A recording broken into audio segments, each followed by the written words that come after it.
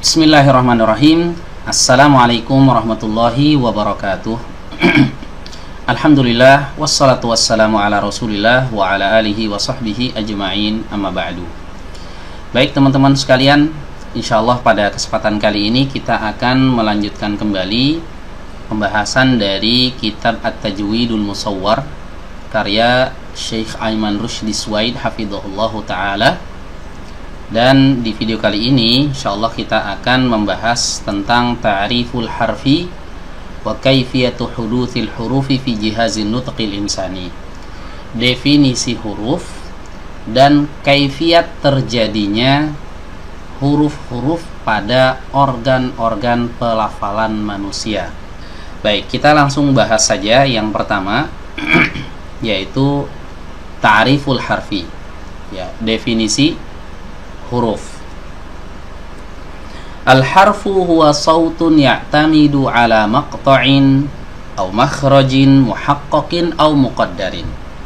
Ya, huruf adalah suara yang bertumpu kepada maqta'. Ya, maqta' itu bagian tubuh manusia atau organ pelafalan. Ya, atau biasa sering dikenal dengan istilah makhraj, tempat keluarnya huruf, ya, baik itu yang muhaqqaq ataupun muqaddar. Ya, apa itu muhaqqaq, apa itu muqaddar? Ya, muhaqqaq itu adalah makhraj huruf, ya, atau tempat keluarnya huruf yang bisa disandarkan kepada salah satu organ pelafalan, ya, entah itu lidah, ya, ataukah gigi, ataukah dua bibir, ataukah tenggorokan. Pokoknya makhraj ini bisa disandarkan kepada salah satu organ tubuh manusia.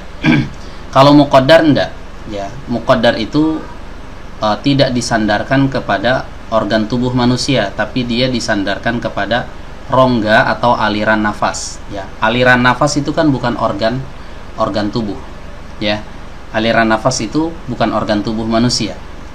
Nah, ada huruf yang keluar dari aliran nafas itu, ya, aliran nafas. Nanti akan kita bahas di sini. Nah, di sini Syekh Ayman membawakan dua gambar untuk memperjelas definisi huruf di atas, ya. Jadi makhraj itu ada dua macam, ada muhaqqaq, ada juga muqaddar. Nah, tadi kita jelaskan muhaqqaq itu adalah makhraj yang disandarkan kepada organ tubuh manusia, ya. Nah, kalau kita perhatikan di sini contoh yang sebelah kanan ini adalah contoh makhraj muhaqqaq, ya, atau maqta'un muhaqqaq. Ya, contohnya makhraj huruf dal, ya. Makhraj huruf dal. Huruf dal itu keluar dari ujung lidah bertemu dengan pangkal gigi seri atas. Ya, jadi ini disandarkan kepada dua organ tubuh ini, ujung lidah dan juga pangkal gigi seri atas. Ujung lidah itu organ tubuh manusia, pangkal gigi seri atas itu juga organ tubuh manusia. Jadi huruf yang keluarnya dari salah satu organ tubuh manusia, maka makhrajnya atau tempat keluarnya itu disebut dengan makhraj muhaqqaq, ya. Adapun yang sebelah kiri, nah yang ini, ya, ini disebut dengan maqta'un muqaddar atau makhraj muqaddar, ya. Makhraj atau tempat keluarnya huruf tapi tidak disandarkan kepada salah satu organ manusia, ya, karena dia keluarnya dari aliran nafas. Aliran nafas itu bukan organ tubuh manusia. Masalan al-aliful maddiyah, contohnya huruf alif maddiyah, huruf alif yang berfungsi untuk memanjangkan bacaan, ya. Jadi ketika kita membaca bacaan panjang, ya, misalnya huruf ba terus ada alif setelahnya, kita baca panjang ba. Nah, alif ini keluar dari mana?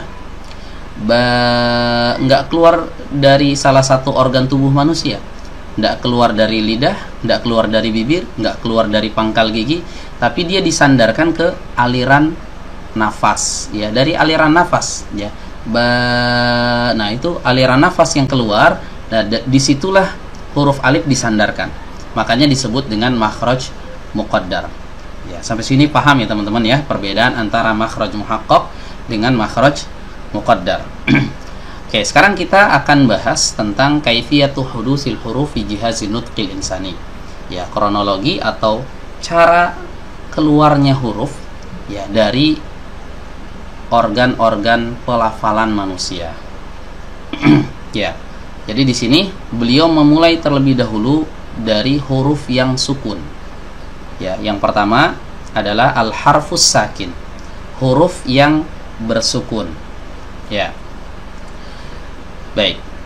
Di sini beliau katakan yakhruju bit tasadumi baina tarafai udwin nutqi. Ya, huruf yang bersukun itu keluar dari pertemuan ya antara dua bagian organ pelafalan. Ya, di sini beliau memberikan contoh al-mimus sakinatu bit tasadumi syafatain. Huruf mim yang sukun itu keluar karena ada pertemuan dua bibir. Ya, huruf mim yang sukun. Jadi kalau kita membaca huruf sukun itu pasti ada ya, ada dua organ yang saling bertemu. Ya. Contohnya huruf mim di sini. Kalau kita membaca huruf mim sukun, ini ada dua bibir yang bertemu. Lakum, dinukum. Nah, ada pertemuan. Nah, ini berlaku untuk semua huruf sukun. Ya, semua huruf sukun itu selalu terjadi karena adanya pertemuan dua organ tubuh yang bertemu. Ya, seperti tadi huruf dal. Huruf dal ketika disukun, ya itu pasti bertemu antara ujung lidah dengan pangkal gigi seri atas, seperti yang ada di gambar tadi ya. Ada pertemuan di sana. Nah, ini untuk huruf yang bersukun. Nah, yang kedua adalah al-harful mutaharrik. Ya, huruf yang berharokat. Ya, kalau huruf yang bersukun tadi kan menempel, bertemu antara dua organ tubuh, antara dua organ pelafalan. Bagaimana dengan huruf yang berharokat? Di sini beliau katakan yakhruju bitaba'udi baina tarafai udwi nutqi wa yusahibu dzalika makhraju asli harakatihi ma mu mi. Oke. Jadi di sini beliau katakan huruf yang berharokat itu keluar karena adanya dua organ pelafalan yang saling menjauh satu sama lain. Ya, jadi saling menjauh satu sama lain. Beda dengan huruf sukun. Kalau huruf sukun mendekat, menempel, beradu antara dua organ tubuh. Kalau huruf berharokat itu menjauh. Ya. Dan diiringi dengan makhraj asal harokatnya. Ya, makhraj asal harokatnya. Ya, contohnya seperti huruf mim. Ya, mim ketika berharokat, ya, di fathah misalnya, maka awalnya dia bertemu Nah, setelah itu kita baca fathahnya, menjauh. Dua bibir kita menjauh. Pasti semua huruf yang berharokat, maka itu pasti ada dua organ tubuh yang saling menjauh satu sama lain. Mu, mi. Nah, yang tadinya bibirnya menempel, kemudian ketika membaca harokatnya, maka dia menjauh. Ya, maka di sini beliau berikan gambar ya. Ya, ini ada tanda panah ke atas, ada tanda panah ke bawah. Ini maksudnya bibir atasnya ya ini bergerak ke arah atas, bibir bawahnya bergerak ke arah bawah. Ini contoh ketika seorang membaca al-mimul maftuhah. Mim yang berharokat fathah, ma. Nah, teman-teman bisa praktekkan. Ma ini menjauh antara dua bibir, bibir atas dan bibir bawah menjauh. Ya, bitaba'udi syafatain, dengan saling menjauhnya dua bibir. Nah, ini untuk huruf yang berharokat. Ya, jadi ini adalah dua cara mengeluarkan huruf hijaiyah ya dari organ-organ pelafalan manusia. Ya, jadi ketika hurufnya sukun, maka ya dengan cara dipertemukan ya dua organ tubuh. Kemudian ketika dia berharokat, maka dua organ tubuh ini dijauhkan. Ya. Tapi, nah ada tapinya nih teman-teman. Ini hanya berlaku pada seluruh huruf hijaiyah selain huruf mad dan huruf lin. Ya, huruf mat itu ada 3, alif, wawu, dan ya. Ya, alif, wawu, dan ya. Wawu madiyah, ya madiyah. Ya, kemudian lin ini ada 2, ya dan juga wawu sukun yang sebelumnya berharokat fathah.